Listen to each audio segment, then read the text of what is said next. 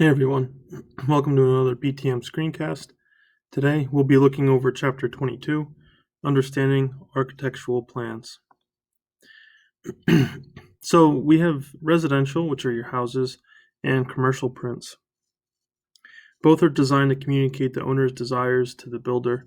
So if you want a specific type of house, you would use your prints to relay the type of house that you want to the builder. Residential and commercial plans use similar lines and symbols. Commercial plans are usually more detailed. There's a lot more going on than what there is in a residential structure. Commercial plans typically have more pages and more detail. There's a lot more going on. Think of the school that we're in or a hospital as compared to your house. There's a lot more of everything. More outlets, more walls, more detail all around. Now let's go over the types of views that you generally see in your prints. The reason that you have different views is because not everything can be captured in one view. So imagine that you're looking at an object that's three-dimensional, a die, for example. You know, a die has how many sides? 6. But if you're looking at the one that has a single dot on it, you won't be able to see the other ones without rotating it. So some of the different views that we'll talk about are the pictorial view. One second. Multi-view, plan view, elevation, section, detail, and other drawings. So a pictorial view is a 3D perspective or an isometric view. Lines diminish in size as they converge towards the horizon, so it's almost like it's fading out to a point. In isometric drawings, the lines are at a 30-degree angle, but everything's at scale. So if you take an object and you're looking at it and you rotate it 30 degrees, that becomes an isometric drawing. A presentation drawing is usually done in a perspective view. Now there's multi-view drawings. These are also known as orthographics, and these are required for the construction of a building. These include the plan view, the elevation, the section view, and details. Plot plans show property lines and measurements to locate a building on site. So if you think of a plot as a plot of land, that's what your plot plan is showing. It gives you your offsets, it gives you locations of certain fixtures, like maybe a tree or a property marker or something along that line. Foundation plans show a horizontal cut through the foundation walls. So imagine if you were looking at your house or a building from the top on the roof and you're able to drop that down. That's what you're looking at. Floor plans show a view at an elevation of 3 to 5 feet above the floor.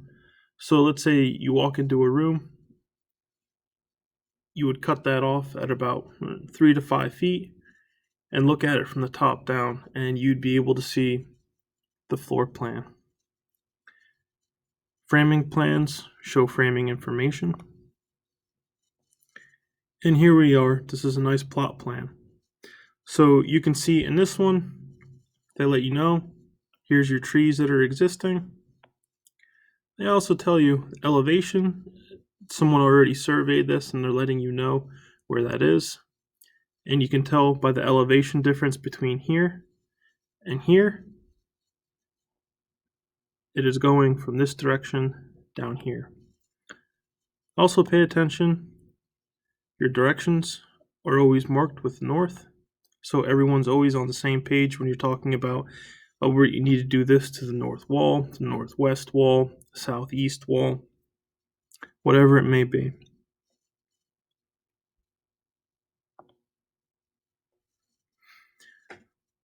Here's the foundation plan. This is a little hard to see, but what you're doing is looking at the foundation for this entire house that they're showing. And it gives you a little bit of detail.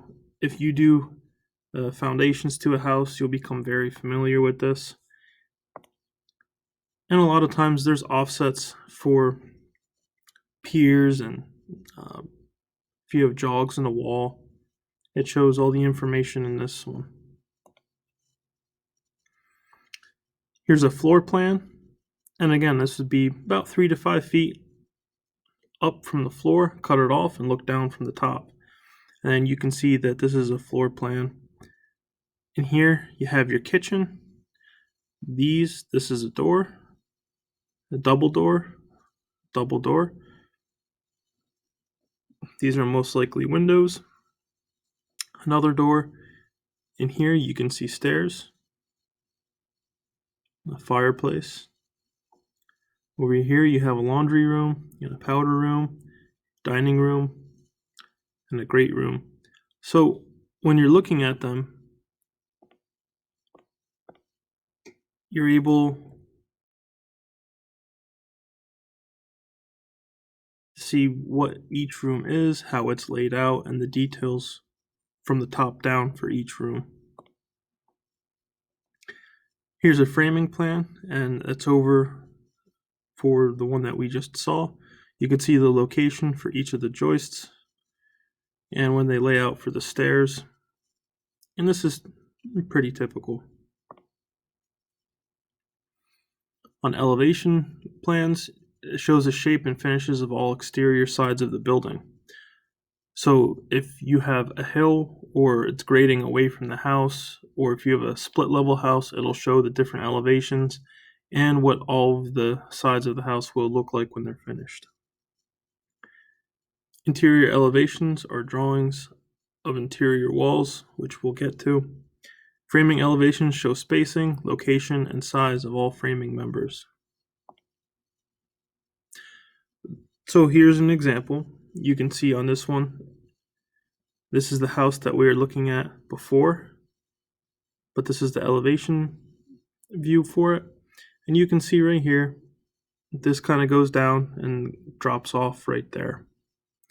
On this one, you can see where it's graded on this, and on this one, steps going up in. And that's continued over here. You have your deck. This lets you see all the exterior finish for the house and what you're looking at. Location of the windows. A window like this you would not be able to see from a floor plan.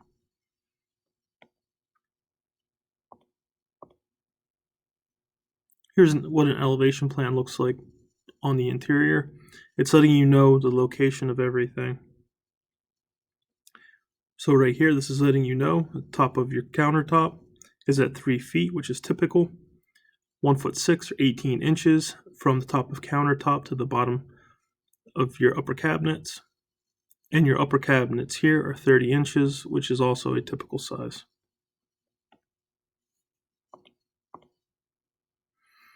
Section views. If you need more detail, it will reveal the structure or skeleton view of a building. A section reference line on a plan view shows where the section view is located. So it sounds complicated, but it's not. So this is a section view of a house. If you took slices of your house, this is what a typical slice would look like. So here you can see this is the wall. It's showing rebar coming down in. Here's your footer. There's a drain for any water, and it's showing you that there's to be 6 inches of gravel, a 6 mil vapor barrier, and a concrete slab with welded wire fabric reinforcement, an expansion joint going around, and the wall has number 5 bars on 12-inch centers each way. And then it's letting you know here, this is insulated with R19. Coming up, the exterior walls are framed with 2x6, 16 inches on center. And it keeps going up, and it just lets you know what everything is here. Small parts of a structure drawn at a larger scale. So if it's something, imagine if you take the inside of a pen and you want to see what it looks like. Well, some of the components, if you blew them up a little bit, it would be easier to look at. And the same happens in a house. When you do this using plans, it's often indicated by symbols. So here is more of a detail of what's going on with this window here. If you look at this window, I mean, yeah, it's a window, but you really can't tell what's going on or what's required. This line coming down through here is going right through the center. And when we come down here to see the detail, we're able to see everything that is needed for this window. So in this picture, you can't tell that it's a precast concrete sill. You can see that it's a double hung window, but you don't know that the opening for the window is to be 4 foot 0 inches. And it also shows there's a single course of brick on the face. There's a concrete beam up top, and it also gives you the elevation. This little marker right here lets you know that elevation is being taken from a survey point. So usually there's labels and numbers on prints to organize them. You might see like page A2, page B6, things like that. Schedules give more information about the location size of windows and doors to be installed. So if you look at a typical plan and you see an outline for a window, it'll say refer to schedule, and then it'll give you names, say like H2. And then you look at that and it's able, with that number on that schedule, you're able to determine what size window gets installed. A finish schedule gives information on the kind of finished material to be used on floors, walls, and ceilings. And so, the same idea, if you're looking at a room on a print, it's hard to write down everything that gets done without it being cluttered. But if you're able to have a finish schedule and come back to it and say, okay, well, I know that this one is going to be finished number 5, and maybe that's some sort of wallpaper, you're able to read that and then install the wallpaper that it calls for. So here's an example of a window schedule, a door schedule, and an interior finish schedule. So you can see on this schedule, it's symbolized by A through J, and it's letting you know what size the window is, the model. You need to verify this rough opening before you do it. And down here, you can see that's not the case. They let you know it's 8 foot 3/4 of an inch by 5 foot 1/8 of an inch. On this one here, it's letting you know there's 2 of them to be installed, and then 1, and then so on. Down here, the symbols for the doors are numbered. So on this one, it's a 3068, which is typical, and there's 1. But you can see on this one, it's a metal insulated door, as compared to this one, which is a hollow core door, and there's 5. On your finish schedule over here, you can see it outlines each room, entry, all the way down to the utility room, and it's letting you know what type of flooring. So in the utility room, it'll be vinyl. In the bedrooms, all carpet, as well as the family in the living rooms, tile, hardwood, concrete. On the walls, it's letting you know whether there's paper, paint, texture, or spray, and it's also letting you know the finish for the ceilings.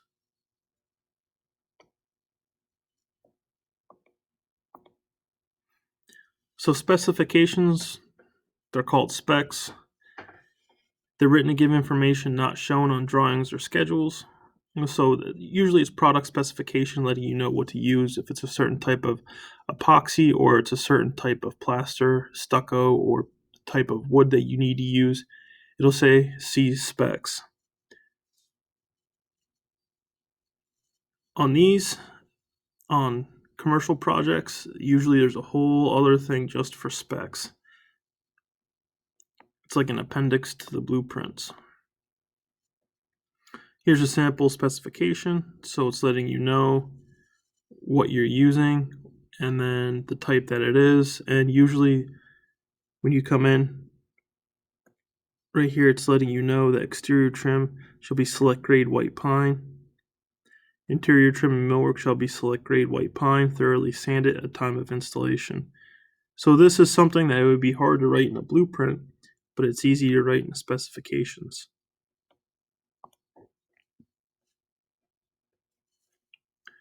Prints are usually drawn with scales, where each line of a drawing is proportionally reduced to a manageable size. So if you think of a scaled model that you have, of say a 1 to 25 or 1 to 50, blueprints do the same thing with houses and buildings and other structures where it's scaled down to a size that's manageable, that you're able to read. Architectural scale is used to scale lines when making and reading drawings, which we will be doing in the class. These scales have a triangular cross section. The main scale is a ruler. The other 5 sides have 2 scales on each. And again, we'll cover this more in lab. So here's a quick look at the scales, at the different ones that are available. Don't get too caught up on the detail in this. We'll be going over this more in lab. Generally, this is what the cross section of a scale looks like. So the 1/4 inch equals 1 foot is a pretty common scale. So 1/4 of an inch in your drawing equals 1 foot in real life. Now, for example, if you're doing a scale of 1/4 inch to a foot and you draw a line that is 1 inch long, that indicates in real life that it's going to be 4 foot 0 inches long. It's also referred to as a 1/4 inch scale. We also have 1/8 inch scale and a whole bunch of others. Drawing the scale allows the building and its parts to be shown in a true proportion, so they're not out of, let's say, sync, where they're overrepresented in the drawing. The way that the drawing is exactly the way that the building will look if it's done to the right scale.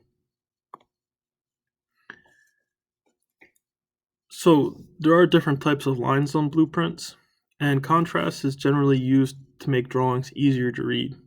So the object lines are solid lines. They're broad, they're dark, and they outline the object being viewed. So if you're looking at a floor plan, generally these would be your exterior walls, and depending on what's going on the inside. Center lines, they show the center of the doors, windows, and again, this depends on if it's a house or not. In this case, they're referring to a house. Center lines, if you're doing a foundation plan, can also refer to the center of the wall, center of piers, and other objects. A section line is a broad line consisting of a long dash followed by 2 short dashes with arrows at the end. So that's letting you know there's going to be a section view there. A break line is used to terminate part of an object that really continues. So if you're looking at a wall, let's say the wall is 200 feet long and it's just a wall, let's say it's 8 inches thick. Well, you don't need to draw that for 200 feet. You can put a break and just do the first, let's say, 10 feet and the last 10 feet with the break line in the middle. A dimension line is a fine solid line. It indicates the location, length, width, or thickness of an object, and we'll be seeing those in a minute. An extension line is a fine solid line projecting from an object to show the extent of a dimension. So sometimes you can't write in the dimension where you want because there's not enough room, and this extension line allows you to take the dimension out off to the side where there's more room and it's easier to read. A leader line is a fine, solid line terminating with an arrowhead pointing to an object from a notation. And again, we'll see these in a minute. So if we're looking at this drawing here, and it gives us examples of all the lines that we talked about. So on here, these lines on the outside, you could see that all these are dark. Those are nice object lines. Next, we have our dimension lines, and in this case, they're done with a hash at a 45. And you can see this dimension line comes all the way up, and it goes to there. This is letting us know from this brick veneer to this brick veneer, it's 70 feet.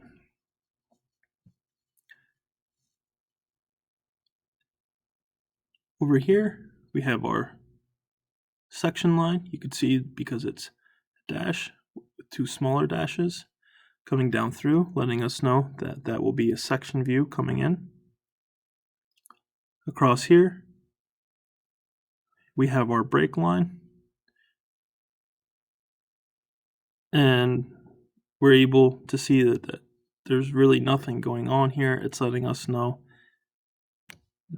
that's going to be typical going throughout.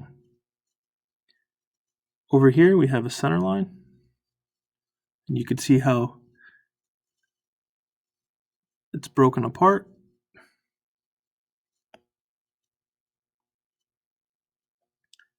Here we have a hidden line, so this is most likely a door.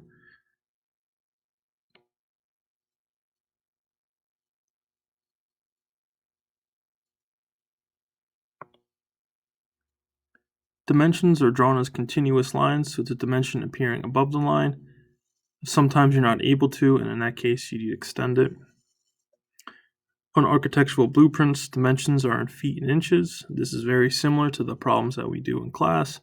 Let's say that we have something that's 3'6". It's 3'-6" quotation mark.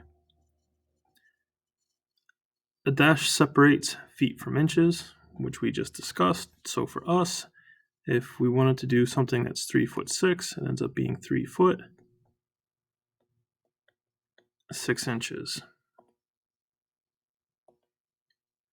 When a dimension is just in feet, inches are written as 0.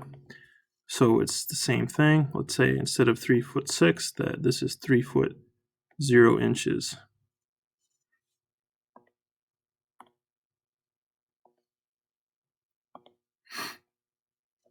A modular measure is a grid with a unit of 4 inches, and it's used mostly in designing of buildings. These are easier to use if you're drawing something, and it allows the builder to use manufactured component parts with less waste.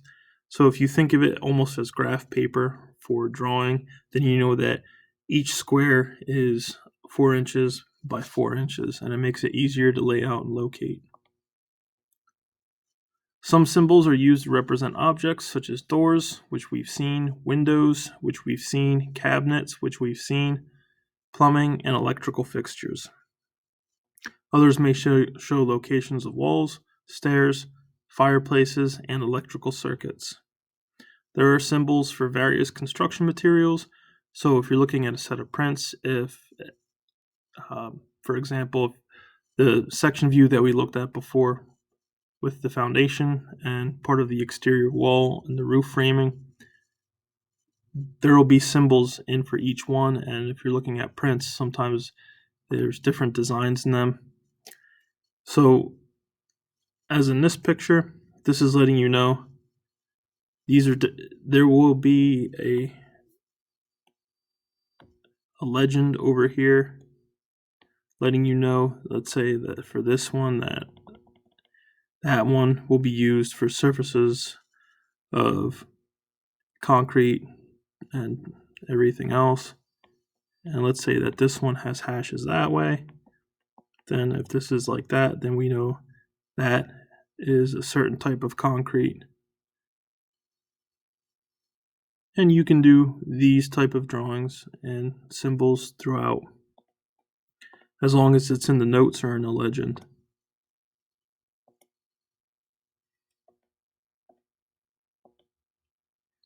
There's often abbreviations, so that way there's less information on the drawings, because most of the time there's quite a bit. Only capital letters are used, such as DR for door. And some abbreviations are the same for different things, such as centerline, could be CL, as well as closet. It depends on the application. And if anything changes from what it typically is, it will be written in the notes. Prints contain a number of different views of the building. Again, this is so you could get a better picture of it. It's a 3-dimensional object, so it allows you to look over the entire building.